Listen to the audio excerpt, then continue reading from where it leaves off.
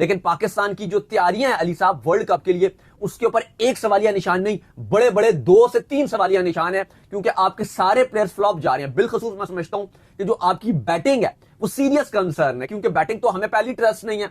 आप वैसे 120 130 ही करते हो मुश्किल, और अभी जो आपके बैट्समैन है वो सारे के सारे आउट ऑफ फॉर्म चल रहे हैं। इवन लीग्स में अगर आप बॉलिंग क्वालिटी की बात करो तो कोई ऐसी नहीं है कि बहुत हाई क्वालिटी हो। आप बोलोगे बहुत बड़े बड़े बॉलर हैं, बड़े ऑर्डिनरी से बॉलर मुझे नजर आ रहे हैं ILT20 में भी और आपके BPL में भी। बड़ी दरमियानी सी बॉलिंग लाइनअप है, कोई बेहतर बॉलर्स नहीं है, लेकिन उसके बावजूद अगर बैटर से रन नहीं बन रहा तो ठीक है, मैं मानता हूं कि पिचेस स्लो हैं, कहीं कहीं पिचेस बहुत स्लो भी मिल रही हैं, लेकिन आपको यही श्रीलंका में भी पिचेस मिलेंगी। लेकिन अभी आप देख लो BPL में भी कोई बहुत बड़े बड़े फॉरेन प्लेयर नहीं है, या जो वर्ल्ड कप खेल रहे होंगे बड़े नाम वो नहीं है इन टीम्स के अंदर। तो फिर आप देख लो कि अगर पाकिस्तान टीम वहां पर वर्ल्ड कप में अगर आपको इंग्लैंड, न्यूजीलैंड या इस तरह की बड़ी टीम इंडिया, ऑस्ट्रेलिया से अगर आपको खेलने का मौका मिल गया वहां पर, तो फिर आप वहां पर क्या करोगे, क्योंकि आपके बैटर्स बिल्कुल भी परफॉर्म नहीं कर पा रहे। खैर जी, हसन नवाज ने जो कुछ परफॉर्म कर दिया है, चलें शुक्र करें, ये तो बिल्कुल ही परफॉर्म नहीं कर रहे थे, कुछ बेहतर इन्होंने कर लिया। इसके बाद जो खबर आ रही है जी वो आ रही है जो आपको पता है कि बिड्स जो है वो होने जा रही हैं। तो 12 ऐसे लोग थे जो कि बिड करने के लिए जो वो जा रहे थे, और पाकिस्तान की जो PSL बोर्ड की जो मैनेजमेंट है उन्होंने ये बताया था कि हम जो है ये इसके अंदर से सिलेक्ट करेंगे और जो टेक्निकली क्वालिफाई करेगा सिर्फ उसको जो हम बिड करने के लिए देंगे। तो 12 ऐसे लोग थे जिन्होंने ये फैसला किया था कि हम बोली लगाएंगे। उनमें से पाकिस्तान क्रिकेट बोर्ड ने जो वो 10 लोगों को जो सिलेक्ट किया है, 2 जो है वो डिस्क्वालीफाई कर दिया है, और 8 जो जनवरी है इसको जो है ये प्रोसेस जो है इस्लामाबाद में होगा, इस्लामाबाद में कन्वेंशन सेंटर में जो रखा जाएगा, और यहां पर 2 ऐसे खुश नसीब होंगे जो 2 टीमें लेने में जो कामयाब हो जाएंगे, यहां से जो वो बोली जो है प्रॉपर तौर पर बोलेंगे। लेकिन 2 लोगों को जो निकाल दिया गया, और खबरें ये कि मुल्तान सुल्तान फिर से जो है किसी एक नई कंपनी के थ्रू जो है बिड करने के लिए आ रही है। तो सवाल मेरा ये है दाऊद साहब कि अगर नई कंपनी के थ्रू बिड करनी थी तो पुरानी का क्या कसूर था? नहीं, उनकी गलती थोड़ी थी, वो तो PCB ने उन्होंने तो सबमिट भी करवाया था। तो फिर वो नहीं तो उनको वही देंगे क्या मैनेजमेंट से? फिर उनका कैसे मसला? हाँ, वो सवाल है अली साहब। जो बड़ी अपडेट है वो ये है कि PSL का जो बड़ा मार्का सजेगा वो 8 जनवरी को इस्लामाबाद का कन्वेंशन सेंटर, जहां पे वैसे तो अगर आपने देखा होगा तो यूनिवर्सिटीज वाले डिग्रीज देते हैं, हमने भी अपनी डिग्री वहीं से हासिल की थी, जो आपको पता है सेरेमनी वगैरह होती है। लेकिन इस बार वहां कन्वेंशन, जो जिना कन्वेंशन सेंटर है, वहां पे डिग्रीज नहीं मिलेंगी, बल्कि वहां पर मिलेगी आपको टीम। जी हां, 12 बिडर में से आज 10 शॉर्टलिस्ट कर दिए गए हैं। ये 5 कॉन्टिनेंट्स से इनका ताल्लुक है। कुछ पाकिस्तान के भी हैं जो खरीदना चाहते हैं, businessman, America, Canada, Europe, UK, ये तमाम बड़े बड़े जो कॉन्टिनेंट्स हैं, 5 कॉन्टिनेंट्स पाकिस्तान क्रिकेट बोर्ड ने बताया कि यहां के जो बिजनेसमैन है 10 लोग यहां पर बैठेंगे, बड़े नाम होंगे 10, और उसके बाद ओपन बिड करवाई जाएगी जो कि टेलीकास्ट भी किया जाएगा। 10 लोग बोलियां लगाएंगे, और उसके बाद जो नंबर 1 पे फिनिश करेगा उसको कहा जाएगा भाई साहब आप इधर सामने स्टेज में आए, और अब आपके पास ये 6 नाम है। 6 नामों में हैदराबाद, मुजफ्फराबाद, सियालकोट, फैसलाबाद, गिलगित और रावलपिंडी। बताइए आपको क्या चाहिए। लेट्स सपोज वो कहेगा सियालकोट, फिर कहा जाएगा ठीक है जी। फिर जो सेकंड नंबर पे जिसने मोस्ट 10 में से जो सेकंड नंबर पे जिसने, जैसे फॉर एग्जांपल एक ने 130 करोड़ की बोली लगा दी और दूसरे की जो थी वो 125 करोड़ या 120 करोड़ की थी, फिर उसको बुला लिया जाएगा भाई अब आप आए।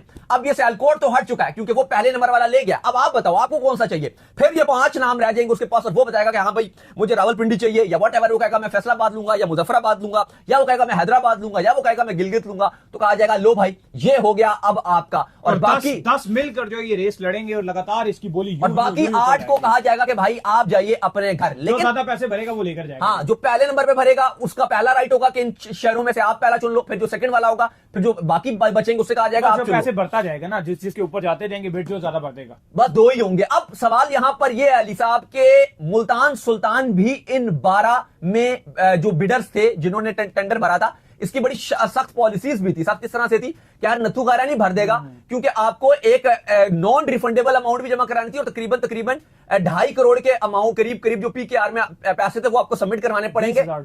वो नॉन रिफंडेबल है, और जो 2.5 करोड़ है वो आपको वापस मिल जाएगा। वो आपको वापस मिल जाएगा कि आप जब आप ये बिड खत्म हो जाएगी। जैसे अब 12 लोग थे ना, तो 12 लोगों ने जमा करवा दिया, 2.5 करोड़ अब लेंगे तो 2 ही लेके जाएंगे ना, तो ये 2.5 करोड़ सबको वापस कर दिया जाएगा। उसकी वजह यह है कि हर बंदा इसमें शुगल में ना आ जाए, जो सीरियस बंदा वो ही करे। और $20,000 ऐसा है जो नॉन रिफंडेबल है, जो $20,000 है वो वापस नहीं मिलेगा। वो जो बोली लगाने के लिए आया, समझ लो वो 50 लाख रुपए PKR में वो जब्त हो गया, वो गया। वो इसलिए रखा गया ताकि जो इतना पैसा लगा रहा है उसके लिए अहमियत नहीं होगा, लेकिन जो चस्के लेने के लिए आ रहा होगा उसके लिए 50 लाख वैल्यूएबल होगा, उसको पता है। क्या पता अंदर खाने ये भी वापस बाद में कर दें, सिर्फ इसलिए ये शिक डाली हो कि हर कोई उठ कर ना आ जाए। चलो वो अब हमें नहीं पता अंदर खाने क्या डाला होगा, फिलहाल अनाउंस तो किया गया कि ये नॉन रिफंडेबल है। अब अली साहब खबर यह है कि मुल्तान सुल्तान भी बिड करने के लिए जा रहा है। ये मेरे माइंड में भी था कि क्या मुल्तान सुल्तान नई टीम लेने के लिए जाएगा, क्योंकि मुल्तान सुल्तान उनके पास पहले जो थी उसके साथ उनके मामलात नहीं चल पाए। उन्होंने कहा था पीसीबी को कि हम रिन्यू करना चाहते हैं, लेकिन पीसीबी ने उनका जो आप कह लो कि जो डॉक्यूमेंट्स थी वो क्लोज कर दी और उसके बाद उनको रिन्यू नहीं किया। लेकिन उनकी जो ऑफिशियल डेट है कॉन्ट्रैक्ट खत्म होने की 31 दिसंबर है और उसके बाद पीसीबी मुल्तान सुल्तान की बागडोर संभाल लेगा। तो अब क्या मुल्तान सुल्तान जो नया शहर है दोबारा से वो जाके एक नई टीम बनाने की तैयारी कर रहा है? यार वही मैनेजमेंट होगी, वही सलमान नसीर होंगे, वही सारा कुछ होगा, तो आप पिछले ही मसला हल करके टीम अपनी पकड़ो। नहीं वो मसला हल ही नहीं हो रहा ना, तो नया कैसे हो जाएगा? उनको नहीं अब ये भी ऐसे लग रहा है कि अगर अब क्या पता वो जो 2 इन्होंने फारिग कर दिए हैं उसके अंदर मुल्तान सुल्तान अभी यही कह रहे थे अली साहब, यही तो अभी हम बात कर रहे थे कि मुल्तान सुल्तान आई है, तो यही बात कर रहे थे कि अभी 12 थे ना, 12 में से 10 रह गए हैं, तो मुल्तान सुल्तान वालों को निकाला यार। सबसे पहले 2 बंदों को निकाल दी, उसमें क्या पता मुल्तान सुल्तान की बंदे हो। चलिए हम कंफर्म भी कर लेंगे, अपने जरिए से कंफर्म कर लेंगे और फिर कंफर्म करके बता देंगे कि मुल्तान सुल्तान अगर दोबारा आ भी रहा है, ये भी हो सकता है कि वो डायरेक्ट ना आए, किसी और फ्रंट मैन के थ्रू आ जाए, यानी कि कोई और उनकी जो सेकंड सिस्टर कंपनी है उसके थ्रू आ जाए और खुद बैक पे रहें, ये भी पॉसिबल है, क्योंकि यहाँ पे तो चलता है फ्रंट मैन कोई और आ जाता है बोली लगाने के लिए और बाद में जो है वो जिनकी आप बात कर रहे हैं वो खबरें उनकी भी चल रही हैं कि वो भी इंटरेस्टेड है कोई टीम। आरिफ हबीब का भी नाम चल रहा है। हाँ बिल्कुल, आरिफ हबीब का भी नाम चल रहा है कि आरिफ हबीब साहब जो वो भी आ सकते हैं और वो भी इंटरेस्ट जो कर रहे हैं। वैसे उन्होंने पीएसएल में उनका स्पॉन्सर तो बहुत किया है, जो सच बात है, काफी स्पॉन्सर किया आरिफ हबीब वगैरह ने पीएसएल में, पाकिस्तान क्रिकेट बोर्ड के साथ उनके हैं। भी है एक, वो भी जो है वो तो है ना, वो तो है ना, वो तो हमने बहुत बार बताया है। बाकी बाहर की भी कंपनीज है, लेकिन इनडायरेक्ट से काफी चांसेस है क्योंकि वो बहुत इंटरेस्टेड और वो ठीक ठाक पैसा लगाने को तैयार है। लेकिन पीसीबी ने कहा है कि भाई जो भी टीम खरीदेगा वो 100 करोड़ से ऊपर ही खरीदेगा। तो देखते हैं कि अब 8 जनवरी को ये फैसला होगा जब 10 बड़े बैठेंगे और 10 में से सिर्फ 2 विनर हमारे पास आएंगे। खैर इसके बाद जो अपडेट आ रही है जी वो आ रही है ढाका प्रीमियर लीग के वाले से, तो वहां से जो है वो बड़ी आप कह लें कि अफसोसनाक खबर जो है सामने आ रही है।